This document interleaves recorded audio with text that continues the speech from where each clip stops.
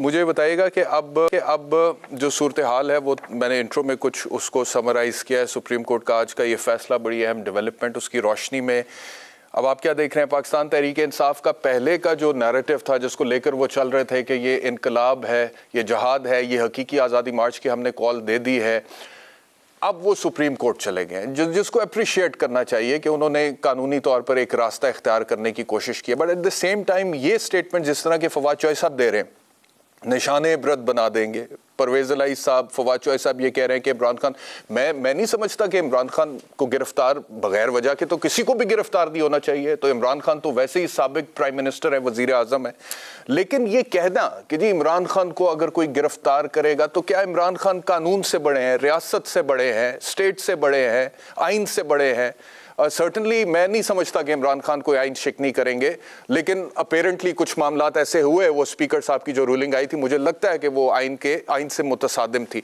लेकिन खुदा न खास्ता अगर कल को कोई इस तरह की सिचुएशन बन जाती है तो क्या ये पाकिस्तान तहरीक इंसाफ का एक माइंडसेट आपको नहीं लगता? एक तरफ तो खुद रूल ऑफ लॉ की बात करते हैं, दूसरी तरफ वो अपने आप को कानून से बालातर समझते हैं। वसीम बदामी से बिस्मिल्लाहिर्रहमानिर्रहीम। आपके सवाल के दूसरे हिस्से का अगर पहले एड्रेस करूँ, ये मेरा ख्याल है एक हर पार्टी का एक मिजाज होता है ना। तहरीक इंसाफ में ये एक ख्याल है कि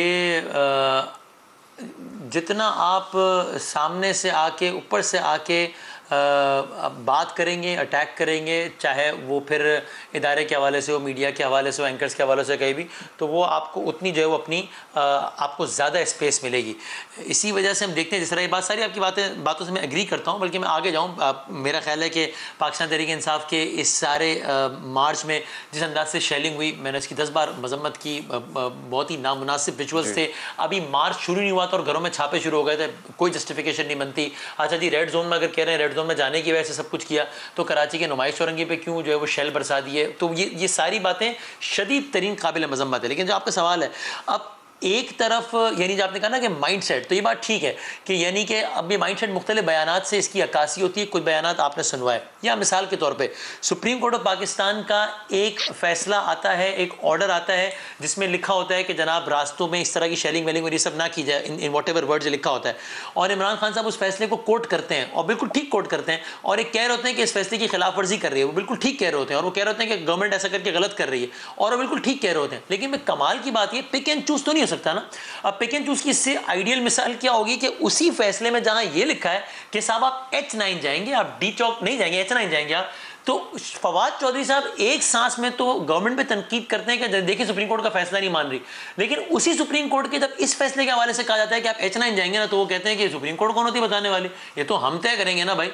तो फिर तो अगर गवर्नमेंट भी कहना शुरू कर दे कि सुप्रीम कोर्ट कौन होती है बताने वाली, ये तो हम तय करेंगे कि हमने मॉब से किस तरह निपटना है। अब ज़ाहिर है उनके अल्फाज नहीं, खुलासा है, उनका सुप्रीम कोर्ट का एक काम नहीं है।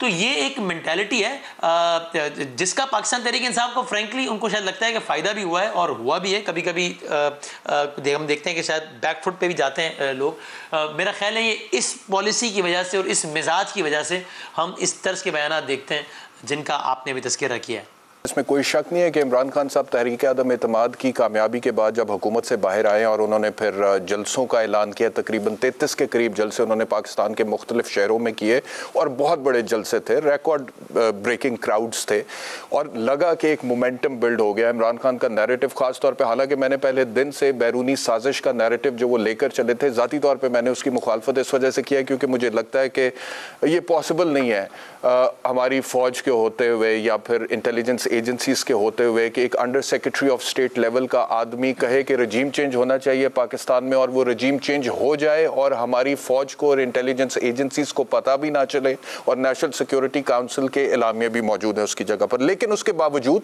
ये हकीकत है कि इमरान खान साहब का बयानिया बिका, जो सच है वो बात माननी चाहिए।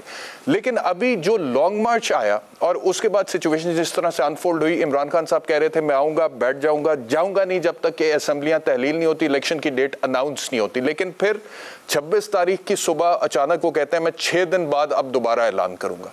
तो वो जो मोमेंटम था वो ब्रेक हुआ, मकबूलियत को डैमेज हुआ।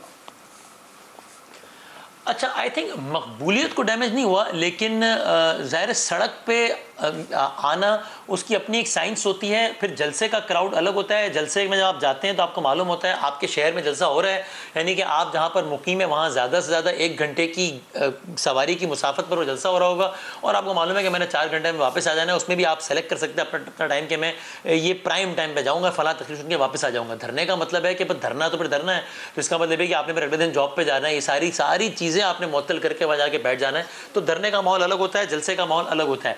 मुझे लगता है जो इमरान खान साहब ने सपोर्ट गेन की है वो भी इंटैक्ट है, लेकिन धरने का उस अंदाज से माहौल वो बनाना मुश्किल भी होता है और वो बनाने में उनको मुश्किल हुई भी है।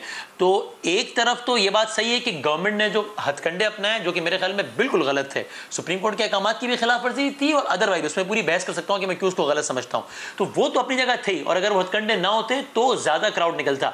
फिर भी हम ये जानते हैं कि अगर एक होता है कि इतना क्राउड निकल आता है, फॉर एग्जांपल पंजाब से अगर इतना बड़ा क्राउड निकल आता है तो फिर ये यानी वो भी नजर आ जाता है। तो वो उस अंदाज से क्राउड नहीं निकला, जिसकी एक वजह ये मैं खुद कह रहा हूं कि होगी गवर्नमेंट के अपने अहकाम भी, लेकिन वो उस अंदाज से बहरहाल वो मोमेंटम नहीं बना पाए। हैविंग सेड दैट, मुझे ये लगता है कि उस सारे पर्टिकुलर माहौल में इमरान खान साहब का ये फैसला ठीक था पॉलिटिकली स्पीकिंग कि मैं वापस जा रहा हूं। वो इसलिए कि कम से कम उन्होंने एक तलवार लटका के रखी है। देखें वो होते हैं ना कि आप जब टेबल पे बैठते हैं तो आपको बहुत सारी चीजें होती हैं, वो आपने दिखाकर अपना बार्गेनिंग पावर बढ़ाना होता है। एकदम आपने वो चीज चला दी, बम चल गया, फिर तो बस हो गया ना, बात खत्म हो गई। तो खान साहब अगर वहां आके बैठ जाते, पहले दिन बहुत इंपैक्ट होता, दूसरे दिन इंपैक्ट हो जाता, लोग आ जाते, चले तीसरे दिन सारे शहर भी जाम हो जाते। ये 5-6 दिनों के बाद ये प्रेशर, अगर 5-6 दिन प्रेशर गवर्नमेंट से ले थी, फिर उल्टा खान साहब पे प्रेशर बनता।